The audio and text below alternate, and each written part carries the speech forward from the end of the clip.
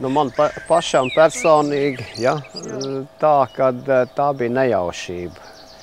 Vienkārši es biju tādā praksē pie 60.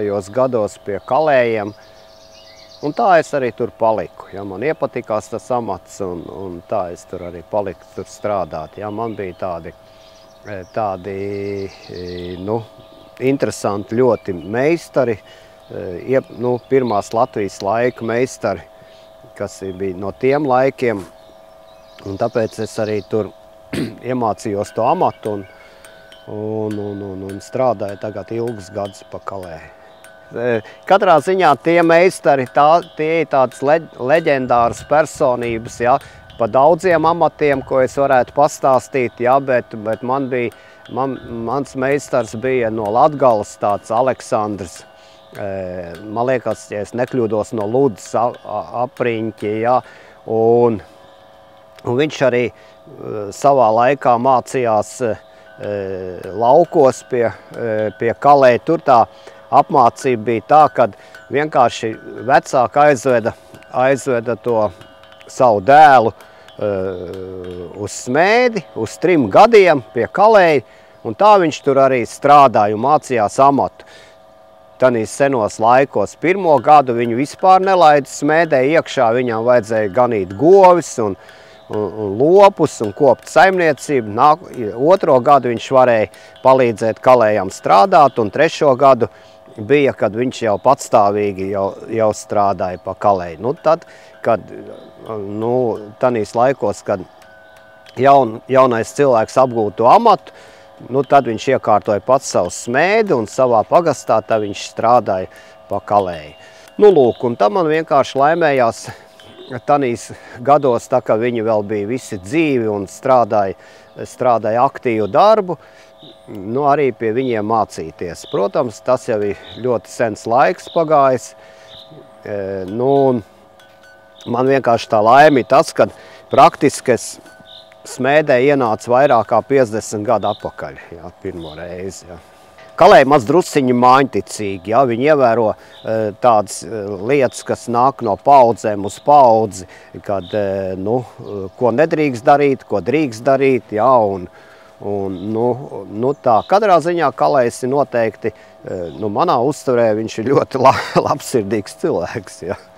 Jā, es neesmu sastaps nevienu Kalēju tādu, kas būtu tāds, kā teikt, īgnas vai ļauns vai dusmīgs vai kā.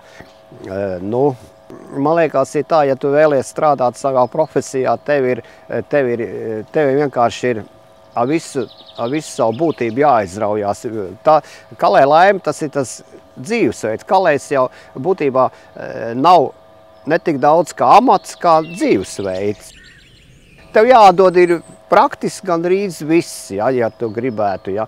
Man pieredze rāda to, ka vienalga, cik tu pieredzējis, cik tev varētu būt tas liels darba gadi tavi, ja, bet ieejot jebkurā darbnicā, ieejot pie jebkura meistara, ja, tu vienmēr vari atklāt kaut kādas jaunas darba paņēmienas, tādas, ko tu nezini, ja, kas tev ir jauns un tā. Tā kā ņemot vērā man ievērojamā manu vecumu pēc gadiem, ja, bet man pašam arī noteikti ir, kur mācīties diezgan daudz. Ja.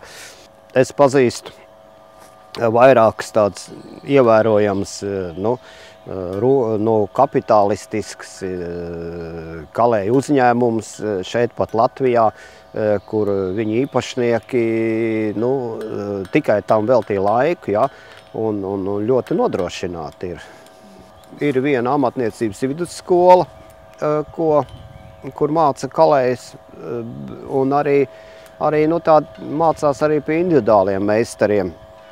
Bet tas vairāk ir tāds ekonomikas jautājums, jo cik viņi pieprasīti konkrētā vidē. Protams, ka tautsaimniecībā, tīri ražošanā vai dažādās ekonomikas nozarēs jau šis amats vairs nav tā pieprasīts. Ja. Šeit jau pa Kalēja laimi, ja mēs runājam tad jau gandrīz tā man tāds tradicionāla frāze ir, kad ir, laime arī šeit strādāt šī vidē, šī muzejā, pie šī senā smēdē, ja, viņi jau dod tādu mieru, ja, tādu gandarījumu šī zaļajā vidē, ja, tādā klusumā, mierā, tādā latviska vide ir, ja, tas, protams, arī es nevarētu iedomāties, ka man vajadzētu darboties kaut kādā tādā lielā darbnīcā vai kaut kur tā. Tā kā es esmu ļoti priecīgs, ka šeit iespēja šeit strādāt un darboties. Jā.